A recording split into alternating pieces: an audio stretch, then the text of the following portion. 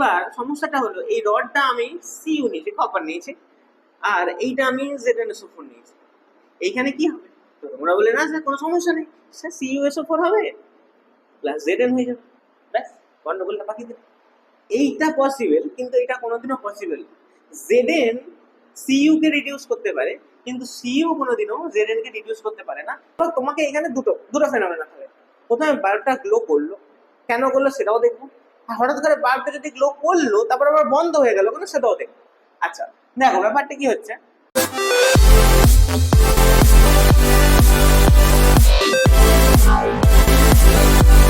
Welcome to videos academy. আমরা পড়ছি নতুন একটা চ্যাপ্টার শুরু করছি, সেটার নাম হচ্ছে ইলেকট্রোকেমিস্ট্রি ক্লাস 12 এ। প্রথমে একটু ইন্ট্রোডাকশনের জন্য বলে দিই, এই চ্যাপ্টারটা থেকে তোমাদের মোটামুটি ক্লাস 12 এর 12 থেকে 15 নম্বর, 12 থেকে 15 মার্কসের মোটামুটি আছে এই ইলেকট্রোকেমিস্ট্রি চ্যাপ্টার থেকে। তো তোমাদের রেসপেক্টিভলি এটা অনেকটা ইম্পর্টেন্ট চ্যাপ্টার। তো ঠিক আছে, চলো একদম স্টার্ট করে দিই। তো নামেই আছে ইলেকট্রোকেমিস্ট্রি,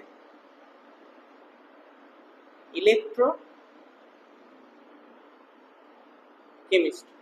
দেখো এখানে দুটো আলাদা আলাদা টার্ম আমরা কিন্তু ভাগ করতে পারি। একটা হচ্ছে ইলেকট্রো, যার নাম মানে হচ্ছে ইলেকট্রিসিটি, কি বলবো আমরা ইলেকট্রিসিটি।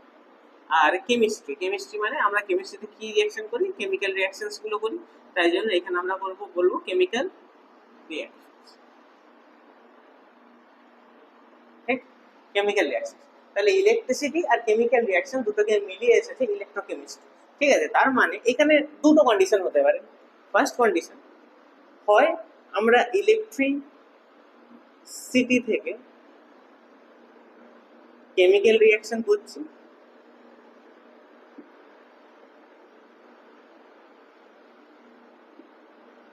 হয় আমরা ইলেকট্রিসিটি থেকে কেমিক্যাল রিঅ্যাকশন করছি, আর দ্বিতীয়ত এটাও হতে পারে যে আমরা কেমিক্যাল রিঅ্যাকশন করছি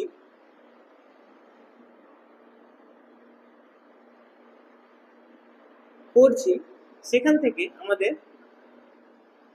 ইলেকট্রিসিটি জেনারেট হচ্ছে। ঠিক, হতে পারে ইলেকট্রিসিটি থেকে আমাদের কেমিক্যাল রিঅ্যাকশন হচ্ছে, বা কেমিক্যাল রিঅ্যাকশন থেকে অটোমেটিক্যালি আমাদের ইলেকট্রিসিটি কিন্তু জেনারেট হচ্ছে। ঠিক আছে, তো এবার কোনটা আমাদের নর্মালি হবে আর কোনটা আমাদেরকে ফোর্সফুলি করাতে হবে সেটা আমরা দেখব। যখন আমাদের কেমিক্যাল রিঅ্যাকশন থেকে ইলেকট্রিসিটি জেনারেট হবে, তো এই ধরনের রিঅ্যাকশনসকে আমরা বলবো স্পন্টেনিয়াস রিঅ্যাকশনস। স্পন্টেনিয়াস। আর যখন ইলেকট্রিসিটি দিয়ে আমরা কোনো কেমিক্যাল রিঅ্যাকশনস করব, এইগুলোকে আমরা বলবো নন স্পন্টেনিয়াস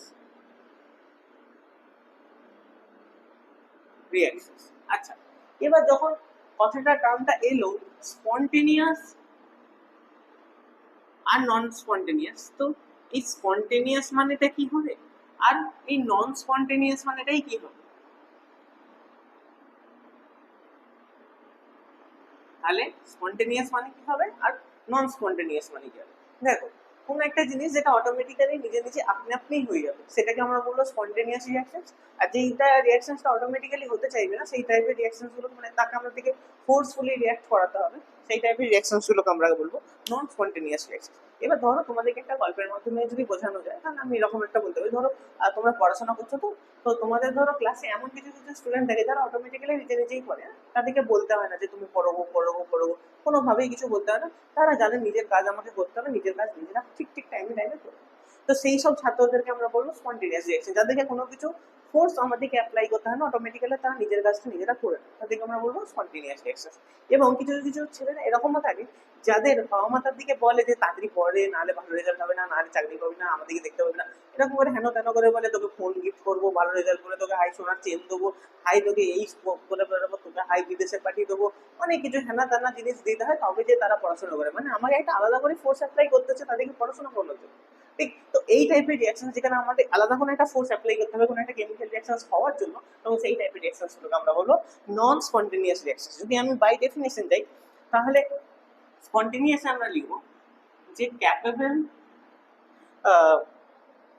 ক্যাপেবল টু proceeding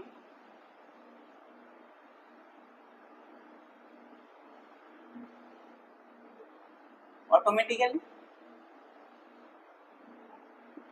আর যদি নন স্পন্টেনিয়াস বলি তাহলে আমরা এখানে বলবো যে external force is required to proceeding.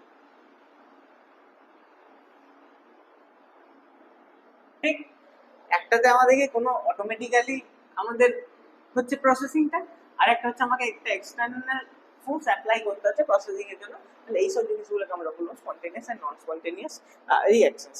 এবার এই ইলেকট্রোকেমিস্ট্রিতে আমরা কেন এটা আমাদের জন্য ইম্পর্টেন্ট, ইলেকট্রোকেমিস্ট্রি পড়বে কেন? দেখো আমরা যে কোনো জিনিস ইউজ করি, ধরো আমি নর্মাল একটা জিনিস বলি ব্যাটারি, ঠিক আছে, ব্যাটারি টর্চে লাগাই আমরা ব্যাটারি। আমরা আগে যে মোবাইল ফোনগুলো হচ্ছে সেখানে ব্যাটারি থাকতো, এখন তো মোবাইল ফোনে লিথিয়াম আয়ন ব্যাটারি হয়ে গেছে, তো এখন মোবাইল ফোনের কথাটা বলবো না। তো এই টর্চে ব্যাটারি থাকে, নর্মাল আমাদের খেলনাগুলো থাকে, খেলনাগুলো যেগুলো চলাফেরা করে সেগুলোতে ব্যাটারি লাগে, মানে ব্যাটারি, ঘড়িতে ব্যাটারি থাকে, টিভিতে রিমোটে থাকে, এসি রিমোটে থাকে, অনেক জায়গায় আমরা ব্যাটারি ইউজ করি। তো আলটিমেটলি এটা কি, এটা একটা তো ইলেকট্রোকেমিক্যাল সেল। এখানে কি হচ্ছে, এটা একটা কেমিক্যাল রিঅ্যাকশন থেকে ইলেকট্রিসিটি অটোমেটিক্যালি জেনারেট হচ্ছে, এটা একটা ড্রাই সেল, ঠিক আছে। এখানে আমরা ইলেকট্রোকেমিস্ট্রি করছি। বা তোমাকে অন্য যদি আমি এক্সাম্পল বলি, যারা মেয়েরা আছো তারা বুঝতে পারবে, দেখবে অনেক কিছু গয়না টয়না হয়, অর্নামেন্টস হয়, যেখানে আমাদের সোনার কোটিং দেওয়া থাকে কিন্তু আসলে জিনিসটা সোনার হয় না। মানে যে এমন কিছু অর্নামেন্টস হয় যেখানে গোল্ড প্লেটিং করা থাকে, জিনিসটা গোল্ডের হয় না, বা প্লেটিং করা থাকে। তো এই গোল্ড প্লেটিংটাও কিন্তু ইলেকট্রোকেমিস্ট্রি দ্বারাই করা হয়। তো আমাদের এই ব্যক্তি মানে জীবনে মোটামুটি ইলেকট্রোকেমিস্ট্রির ব্যবহার আমরা মোটামুটি দেখতে পাই পরিবেশে, ঠিক আছে, এনভায়রনমেন্টে আমরা দেখতে পাই ইলেকট্রোকেমিস্ট্রি কিভাবে ইউজ হচ্ছে না হচ্ছে দেখতে পাই। তো সেই ইউজগুলোকে যাতে আমরাও ভালো করে বুঝতে পারি, চিনতে পারি, তার জন্য আমরা ইলেকট্রোকেমিস্ট্রিটা পড়ছি। তো ইলেকট্রোকেমিস্ট্রি পড়ার জন্য আমাদের যেমন স্পন্টেনিয়াস নন স্পন্টেনিয়াস আমাদের ব্যাপারটা আমরা বুঝলাম, তেমনই আরেকটা জিনিস সেটা খুব ইম্পর্টেন্ট, সেটা আমাকে বুঝতে হবে, সেটা হচ্ছে রেডক্স রিঅ্যাকশনস। ইলেকট্রোকেমিস্ট্রি পুরোটাই ডিপেন্ড করছে আমার কিন্তু রেডক্স রিঅ্যাকশনস এর উপর। এবার কি রেডক্স রিঅ্যাকশনস, তোমরা ক্লাস 11-এ আমরা যারা ভিডিও দেখেছো তাদের আমি তো পড়িয়েছিলাম যে রেডক্স রিঅ্যাকশনটা কি, তোমরা সেখানে চেক আউট করতে পারো, বা আমি যতদূর দরকার হবে ততদূর আমি এখানে বলে দিচ্ছি যে রেডক্স রিঅ্যাকশনটা আমাদের কতটা কি দরকার। ঠিক, আমরা যেটা করবো সেটা হচ্ছে রেডক্স রিঅ্যাকশন। দেখো রেডক্স, রেডক্স মানে এখান থেকে দুটো টার্ম তুমি আলাদা করতে পারছো, একটা হচ্ছে রেড, একটা হচ্ছে অক্স, ঠিক আছে, একটা হচ্ছে রেড, একটা হচ্ছে অক্স। তাহলে আমরা যখন রেডক্স রিঅ্যাকশন কথা বলবো, আমরা এখানে দেখতে পাচ্ছি দুটো টার্ম আছে, একটা হচ্ছে রেড, একটা হচ্ছে অক্স, ঠিক আছে, লাল সাদা নয়, ঠিক আছে। রেডক্স এসেছে রেড রিডাকশন থেকে, রিডাকশন রিঅ্যাকশনস। আর অক্স কথাটা এসেছে অক্সিডেশন থেকে, অক্সিডেশন রিঅ্যাকশনস।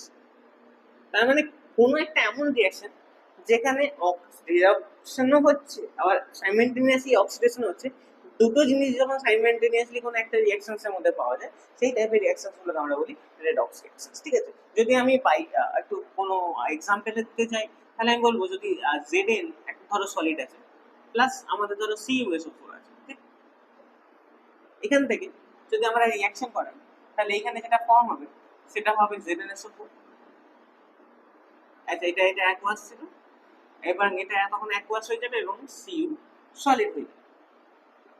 ব্যাপারটা কিরকম দাঁড়াবে, দেখো Zn-টা ZnSO4, তার মানে এইখানে এখন Zn এর +2 আর SO4 আমাদের -2 জানো, তার মানে এখানে Zn-টা Zn2 প্লাসে গেছে, তার মানে এখানে ইলেকট্রন লুজ করেছে, তার মানে এ অক্সিডেশন করেছে, ঠিক বোঝা গেল। সিমিলারলি CuSO4, যেখানে Cu-টা আগে 2 প্লাসে ছিল, SO4-টা 2 মাইনাসে ছিল, Cu-টা এখন Cu সলিড হয়েছে, তার মানে Cu 2 প্লাস থেকে Cu সলিড হয়ে গেছে, তার মানে এইখানে ইলেকট্রন গেইন করেছে, তবে যে দুটো ইলেকট্রন গেইন করে সলিড হয়েছে, তার মানে এখানে আমাদের রিডাকশন হয়েছে। তার মানে দেখো একটাই রিঅ্যাকশন, একটা রিঅ্যাকশনের মধ্যে কি অক্সিডেশন এবং রিডাকশন দুটোই ফেনোমেনা কিন্তু আমরা পাচ্ছি, যেখানে একটা জায়গায় দেখছি আমাদের ইলেকট্রন রিলিজ হয়ে যাচ্ছে, আর একটা দেখছি ইলেকট্রন আমাদের গেইন করছে, ঠিক, যেখানে আমাদের ইলেকট্রন গেইন করছে। তাহলে এই টাইপের রিঅ্যাকশনগুলোকে আমরা বলবো রেডক্স রিঅ্যাকশন। এবার কেন আমাদের ইলেকট্রোকেমিস্ট্রিটা ইম্পর্টেন্ট, তোমরা এই রিঅ্যাকশনসটা দেখে বুঝতে পারছো। এবার তোমাদেরকে একটুখানি একটা নর্মাল জিনিস আলোচনা করবো। ধরো সেম সেম রিঅ্যাকশনটাই আমরা করছি, একটু জাস্ট অন্যভাবে। ধরো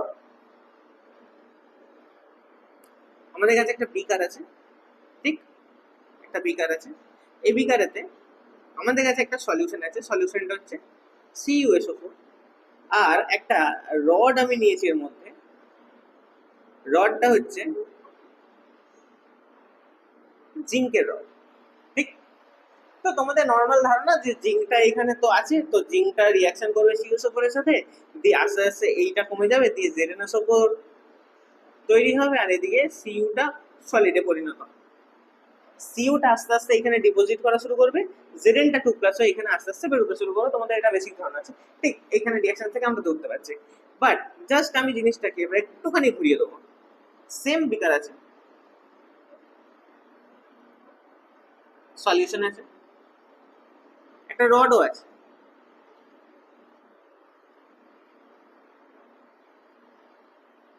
এবার সমস্যাটা হলো এই রডটা আমি সিইউ নিয়েছি, কপার নিয়েছি, আর এইটা আমি ZnSO4 নিয়েছি। এইখানে কি হবে? তো তোমরা বলে না স্যার কোনো সমস্যা নেই, স্যার CuSO4 হবে প্লাস Zn হয়ে যাবে, ব্যাস গন্ডগোলটা বাকি দিন। এইটা পসিবল, কিন্তু এটা কোনোদিনও পসিবল। Zn Cu কে রিডিউস করতে পারে, কিন্তু Cu কোনোদিনও Zn কে রিডিউস করতে পারে না। এবং এইখান থেকেই আসে আমাদের একটা নতুন টপিক, নতুন টপিক নয়, তোমরা আগেও পড়েছো, ক্লাস 10এও পড়েছো ইলেকট্রোকেমিস্ট্রিতে, যেটাকে বলে মেটাল অ্যাক্টিভিটি সিরিজ। ঠিক আছে, মেটালের অ্যাক্টিভিটি সিরিজ মানে কে কাকে রিডিউস করবে না করবে সেটা আমরা বুঝবো কি, সেটা জানবো কি করে? তো মেটালের যে অ্যাক্টিভিটিটা, সেটার জন্য আমরা একটা টেবিল বানিয়েছি। সেই টেবিলটা যদি তোমরা দেখো করে মেমোরাইজ করো, তাহলে মোটামুটি তোমরা জানবে যে কার রিডিউসিং পাওয়ার কতটা, এবং কার ডিপোজিশন আগে হবে, কে ডিপোজিট করবে না, কে অক্সিডাইজ হবে, কে রিডিউস হবে, এক্সেট্রা এক্সেট্রা সব কিছু জানবে। তো এই মেটাল অ্যাক্টিভিটি সিরিজের প্রথমেই আমাদের যে মেম্বারটা, সেটা হচ্ছে আমাদের পটাশিয়াম, তারপরে আছে আমাদের সোডিয়াম, তারপর আছে আমাদের ক্যালসিয়াম, তারপর আছে আমাদের লিথিয়াম, ঠিক আছে? তারপর হচ্ছে আমাদের নর্মালি যেটা ম্যাগনেসিয়াম, অ্যালুমিনিয়াম, দুটো পরপর থাকবে, ম্যাগনেসিয়াম অ্যালুমিনিয়াম, আচ্ছা হয়ে গেল। তারপর হচ্ছে আমাদের জিঙ্ক, জিঙ্ক আছে মানে আয়রন থাকবে, জিঙ্কের সাথে পিছনে পিছনে আয়রন, ঠিক হয়ে গেল। তারপর হচ্ছে লেড, তারপরেই চলে আসছে হাইড্রোজেন, যেটা middle of the activity series, এবং হাইড্রোজেনের পর থেকে সিইউ, কপার, এজি, ঠিক আছে, কপারের পর এজি, তারপর হচ্ছে আমাদের গোল্ড, এই ঠিক। এটা হচ্ছে আমাদের মেটাল অ্যাক্টিভিটি সিরিজ।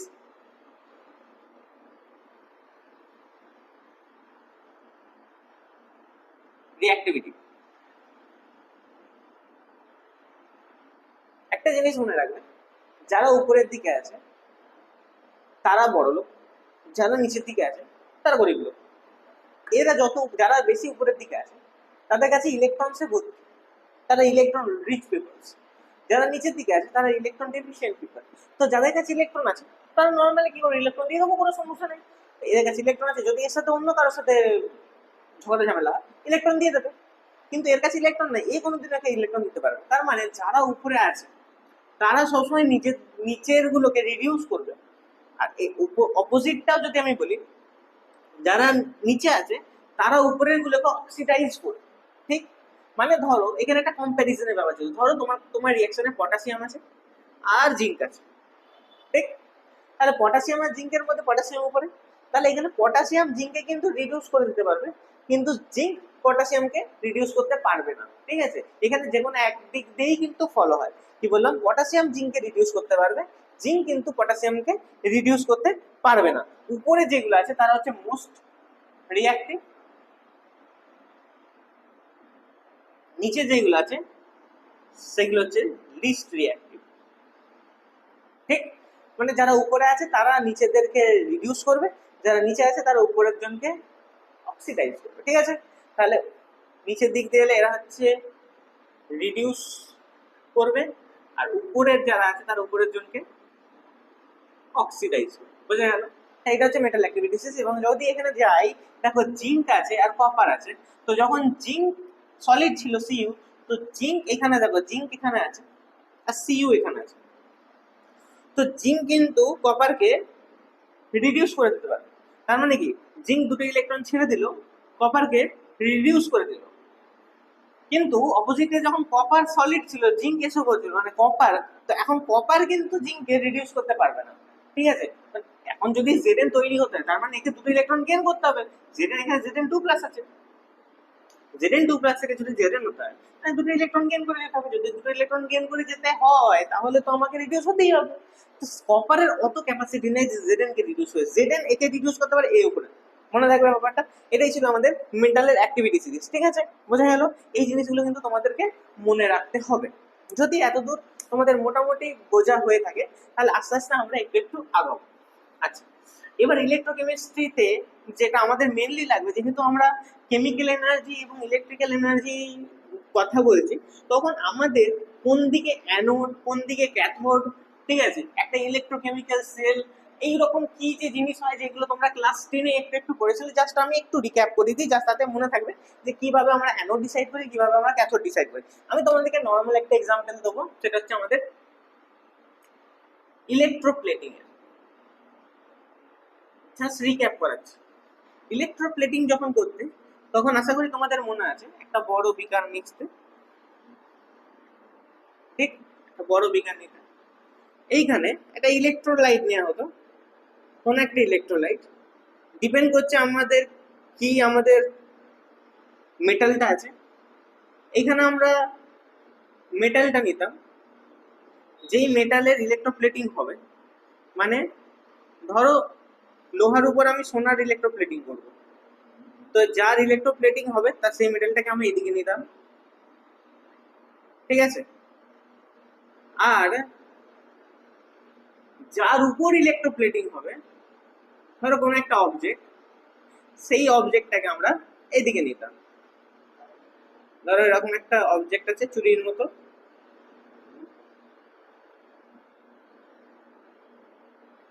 ঠিক, এই অবজেক্টটার উপর ইলেকট্রোপ্লেটিং হবে, ঠিক আছে? এটার নাম হচ্ছে ইলেকট্রোপ্লেটিং মেটাল, মানে যার ইলেকট্রোপ্লেটিং হবে, প্লেটিং মেটাল। আর এটা আমি বলবো অবজেক্ট হুইচ টু বি ইলেকট্রোপ্লেটেড, ঠিক আছে? আচ্ছা, এবার আমরা কি করতাম, এই দুটোকে আমরা তারের সাথে কানেক্ট করতাম এবং এখানে একটা পোটেনশিয়াল ডিফারেন্স লাগাতাম, লাগিয়ে আমাদের সিস্টেমটাকে চালু করে দিতাম। আচ্ছা, এবার সবসময় আমরা মেটাল মানে যেটা ইলেকট্রোপ্লেটিং হবে সেটাকে আমরা অ্যানোডে নিতাম, এবং যার ইলেকট্রোপ্লেটিং হবে সেটাকে আমরা ক্যাথোডে নিতাম, মানে যেটার উপর ইলেকট্রোপ্লেটিং হবে সেটাকে আমরা ক্যাথোডে নেবো, যেই মেটালের ইলেকট্রোপ্লেটিং হবে সেটাকে আমরা অ্যানোডে নেবো, ঠিক আছে? কেন? আসল কথা, কাজটা কিরকম করে হয় দেখো, যেদিকে পজিটিভ থাকবে, যেদিকে পজিটিভ থাকবে তার মানে কি হচ্ছে, এইখান থেকে ধরো আমি আমি ধরো তোমাকে এক্সাম্পল দিচ্ছি, ধরো এটা আমাদের কপার, তাহলে আমি এখানে CuSO4 এর ইলেকট্রোলাইট নিয়েছি, এটা যা কিছু একটা মেটাল, এর উপর কপার যাবে, এর উপর কপার যেতে গেলে কি করতে হবে আমাদের? তাহলে দেখো, এইখানে যখন ইলেকট্রিসিটিটা প্রডিউস হলো, এখানে আমার পজিটিভ চার্জ, এখানে আমাদের নেগেটিভ চার্জ, তো এই CuSO4 মানে এখানে কি আছে, আমাদের Cu2+ আছে, তো Cu2+টা এখানে যাবে, কারণ এখানে নেগেটিভ চার্জ, এখানে পুরো নেগেটিভ চার্জে ভর্তি, এখানে Cu2+টা দুটো ইলেকট্রন গেইন করবে, দিয়ে এখানে ডিপোজিট হয়ে যাবে, তার মানে এইটা আমাদের হয়ে গেল ক্যাথোড বা নেগেটিভ ইলেকট্রন। আর অ্যানোড, এখানে আমাদের কি হচ্ছে, এখানে আমাদের সিউটা Cu2+ ভেঙে যাচ্ছে, যেখানে Cu2+ ভেঙে যাচ্ছে এবং এইখান থেকে Cu2+টা এখানে যাচ্ছে, ঠিক? তাহলে আমাদের অ্যানোডে কি হচ্ছে, অ্যানোডে সিউটা সলিড থেকে Cu2+ ভাঙছে, প্লাস দুটো ইলেকট্রন রিলিজ করে দিচ্ছে, ঠিক? আর ক্যাথোডে কি হচ্ছে, আমাদের যে Cu2+টা ছিল সেটা দুটো ইলেকট্রন গেইন করছে এবং Cu সলিডিফাইড হয়ে যাচ্ছে। তার মানে দেখো, এইখানে Cuটা Cu2+ হচ্ছে, তার মানে এই দুটো ইলেকট্রন রিলিজ করে দিচ্ছে, তার মানে এই অ্যানোডেতে কি হচ্ছে, অক্সিডেশন হচ্ছে। ক্যাথোডে দেখো, এই দুটো ইলেকট্রন গেইন করছে, তার মানে রিডিউস করছে, তার মানে ক্যাথোডে রিডাকশন হচ্ছে। তাহলে অ্যানোডে আমার অক্সিডেশন হচ্ছিল, ক্যাথোডে আমার রিডাকশন হচ্ছিল, তাই জন্য অ্যানোড ইজ অক্সিডাইজিং ইলেকট্রন আর ক্যাথোড ইজ রিডাকশন ইলেকট্রন, ঠিক আছে? মনে থাকবে, এই জিনিসগুলো কিন্তু ক্লাস 10 তোমরা পড়েছো, এই জিনিসগুলোকে মনে রাখতে হবে, ঠিক আছে? এতদূর যদি তোমাদের মোটামুটি ইলেকট্রোপ্লেটিং এর ধারণা হয়ে থাকে, তাহলে আমরা নেক্সট যে টপিকটা আছে সেই টপিকটার উপর যাওয়ার জন্য রেডি আছি। ওকে, এইগুলো হলো। নেক্সট যে আমাদের টপিক আছে সেটা হচ্ছে ড্যানিয়েলসন। জন ড্যানিয়েল বলে একজন সায়েন্টিস্ট ছিল, যে অ্যাকচুয়ালি কাজ করছিল নর্মালি গ্যালভানিক সেলের উপর। সেখান থেকে সে একটা এমন ব্যাটারি টাইপের, ব্যাটারি বলবো না, একটা কেমিক্যাল রিয়াকশনস করায় যেখানে কিন্তু ইলেকট্রিসিটি প্রডিউস করা যেতে পারে। নাম দিচ্ছি আমরা ড্যানিয়েল সেল। ঠিক আছে, ড্যানিয়েল সেল কিরকম করে কি করবো দেখো, দুটো আলাদা আলাদা বিকার,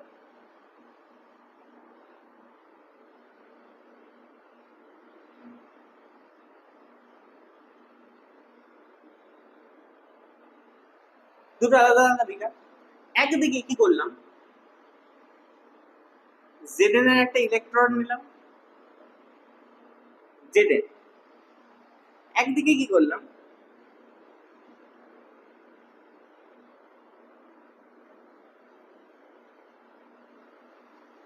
কপারের একটা ইলেকট্রন নিলাম। ঠিক আছে, যেদিকে জেডেন আছে সেদিকে আমরা ZnSO4 ইলেকট্রোলাইট ইউজ করলাম, যেদিকে আমার কপার আছে সেদিকে আমি CuSO4 ইলেকট্রোলাইট ইউজ করলাম। হয়ে গেল আপু। এবার বাই চান্স যদি এটাকে কোনোভাবে আমরা তারের সাথে কানেক্ট করি, ঠিক, আমরা তারের সাথে কানেক্ট করছি এবং এখানে কোনো ইলেকট্রিসিটি প্রডিউস হচ্ছে কি হচ্ছে না সেটার জন্য আমরা এখানে একটা বাল্ব নিয়ে নিচ্ছি কানেক্ট। তো ইনিশিয়ালি দেখা যাচ্ছে কিছুক্ষণের জন্য হয়ে বাল্বটা গ্লো করলো, দিয়ে আস্তে আস্তে গ্লো করা বন্ধ করে দিল। এবার তোমাকে এখানে দুটো ফেনোমেনা থাকে। প্রথমে বাল্বটা গ্লো করলো, কেন করলো সেটাও দেখবো। আর হঠাৎ করে বাল্বটা যদি গ্লো করলো তারপর আবার বন্ধ হয়ে গেল কেন সেটাও দেখবো। আচ্ছা দেখো, ব্যাপারটা কি হচ্ছে, যখন এরকম একটা সেল হচ্ছে, জেডেন কি ব্যাপার, জেডেন যখনই ইনডাইরেক্টলি সিউর সাথে কানেক্টেড, জেডেন টেন্ডেন্সি আছে জেডেন নিজেকে অক্সিডাইজ করবে, ঠিক, অন্যকে রিডিউস করবে বা নিজে তো অক্সিডাইজ হবে। তাহলে জেডেন এইখানে Zn2+ হিসেবে ডিপোজিট হয়ে যাচ্ছে। ZnSO4 এ অলরেডি এখানে Zn2+ আছে আর SO4 2- আছে। CuSO4 তেমনই এখানে Cu2+ আছে, SO4 2- আছে। তো Znটা এখানে Zn2+ হয়ে এখানে রিলিজ হয়ে যাচ্ছে। এখানে বাঁচছে কি, এটা এখানে নিচে লিখছি,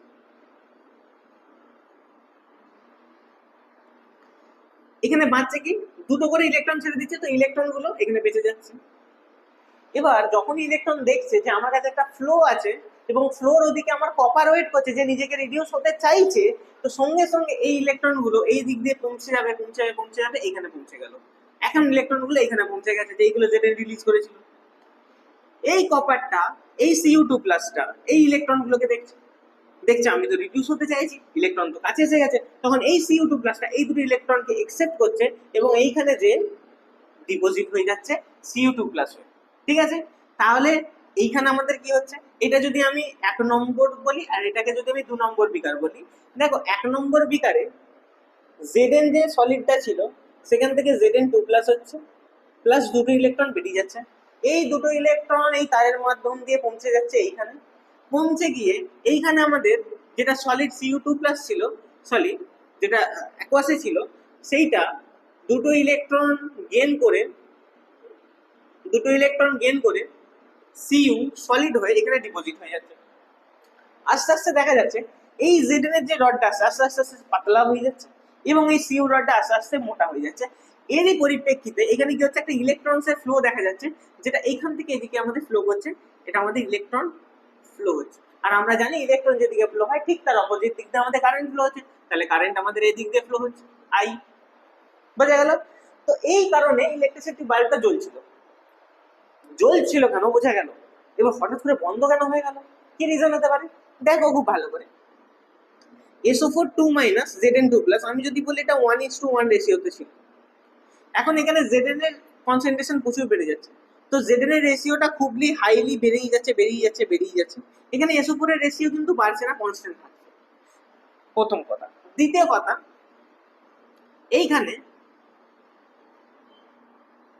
Cu গুলো অটোমেটিক্যালি ইলেকট্রন গেইন করে এখানে ডিপোজিট হয়ে যাচ্ছে। তার মানে এখানেও যদি আমি 1:1 ধরি, তাহলে এইখানে Cu2+ মানে প্লাসের কনসেন্ট্রেশনটা দিনকে দিন কমে যাচ্ছে, SO4টা এখানে কনস্ট্যান্ট রয়ে যাচ্ছে।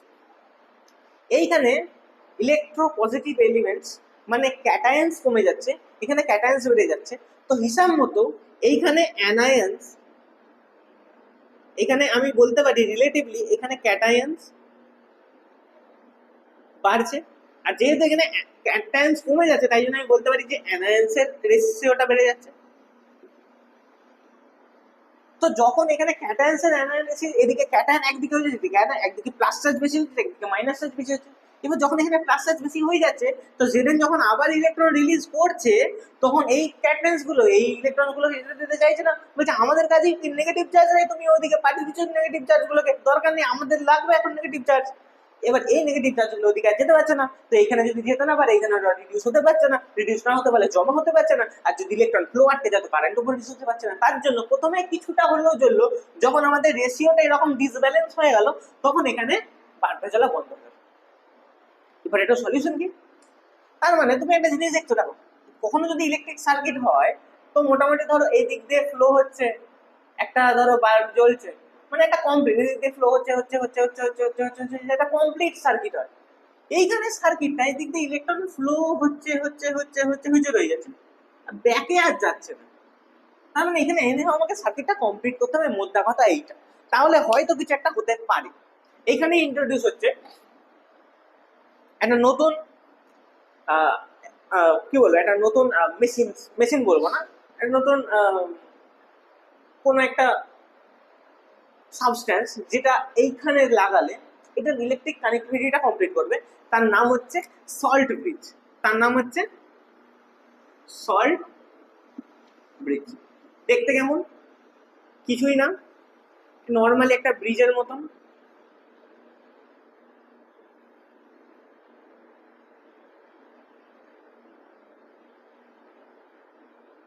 এটাকে আমরা বলবো সল্ট ব্রিজ।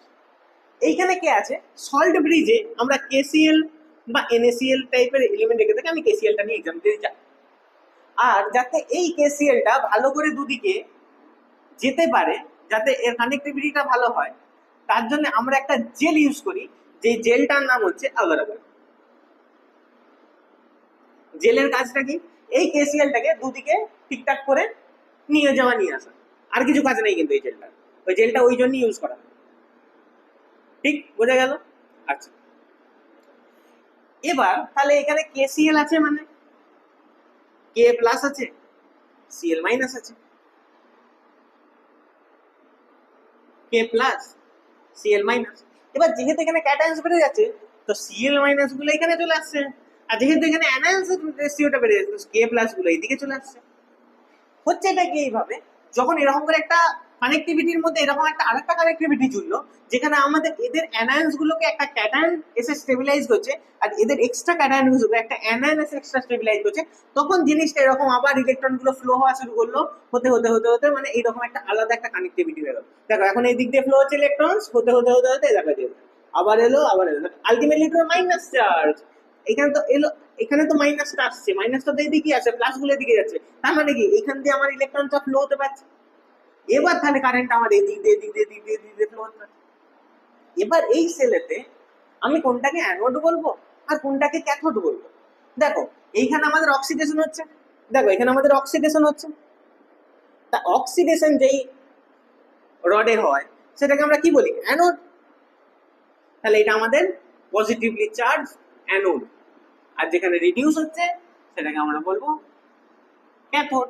দেখো ইলেকট্রিক ফ্লো পজিটিভ থেকে নেগেটিভ, পজিটিভ থেকে নেগেটিভ, ঠিক আছে? এমন ভাববে না যে নেগেটিভ থেকে পজিটিভ, পজিটিভ থেকে নেগেটিভ হচ্ছে, ঠিক? তুমি ঘুরিয়ে ভাববে না, ঘুরিয়ে ভাবলে কিন্তু তোমার মাথায় উল্টো দিকে ঘুরবে, ঠিক আছে? একদম ঘুরিয়ে ভাববে। তাহলে এই হলো পুরো আমাদের মোটামুটি জিনিস, যেখানে আমরা দেখলাম ড্যানিয়েল সেল থেকে আমরা কিন্তু ইলেকট্রিসিটি প্রডিউস করতে পারছি, এবং এই এই তার কনফিগারেশন, ঠিক?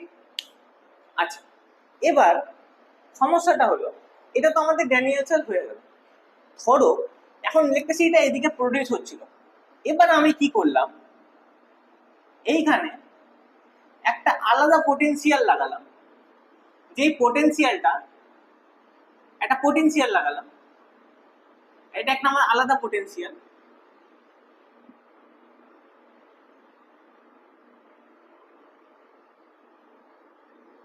এবং এইটাকে কানেক্ট করে দিলাম, यस স্যার, হ্যাঁ আলাদা পোটেনশিয়াল। ধরো আমাদের এইখানে যা ইএমএফ প্রডিউস হচ্ছিল সেটাকে আমি নাম দিলাম ই সেল। যা ইএমএফ প্রডিউস হচ্ছে, যা ইলেকট্রোমোটিভ ফোর্স শুধুমাত্র এই ড্যানিয়েল সেলে প্রডিউস হচ্ছিল সেটাকে আমি বলছি ই সেল। এবং একটা আমি এক্সট্রা পোটেনশিয়াল লাগালাম যার কাজটা কি হলো, যে ইলেকট্রিসিটিটাকে এই দিক দিয়ে দিকে প্রডিউস হচ্ছিল এই দিকে দিকে প্রডিউস না, মানে ইলেকট্রন ফ্লো গুলো যেটা এদিক দিয়ে এরকম হচ্ছিল এই ইলেকট্রন ফ্লো গুলোকে আটকানো, মানে আর হতে দেবো না। এবার কি হবে, এটাকে আমি নাম দিলাম ই of external. E of external, দেখো এখানে তিন ধরনের জিনিস হতে পারে। যদি ই সেল আমাদের বেশি হয় ই অফ এক্সটার্নাল থেকে, তাহলে ইলেকট্রন ফ্লো গুলো যেমন হচ্ছিল হতে থাকবে, কারণ এর ভ্যালু এর থেকে অনেক কম। যেমন হচ্ছিল এটা, হ্যাঁ অল্প একটু কম হলো, বাট যেমন হচ্ছিল তেমন হতে থাকবে, নো প্রবলেম। সেকেন্ড কন্ডিশন, যদি E cell equal to E of external হয়, তার মানে যা এরো জোর তার এরো জোর, তার মানে ইলেকট্রনস না এদিকে ফ্লো করবে না ওদিকে ফ্লো করবে, যেমন আছে নর্মাল থাকবে, কোনো ধরনের লাইট জ্বলবে না, একদম পুরো স্টেবিলাইজ, নো রিঅ্যাকশন। ঠিক। থার্ড কন্ডিশন হচ্ছে, যদি আমাদের ই সেলটা কম হয় ই অফ এক্সটার্নাল থেকে, দেখো তখন ব্যাকওয়ার্ড রিঅ্যাকশন চলে যাবে, মানে যেই ইলেকট্রনস গুলো আগে এই দিক দিয়ে এরকম ফ্লো হচ্ছিল এখন ইলেকট্রনস গুলো কিন্তু আমাদের এই দিক দিয়ে এরকম ফ্লো হবে।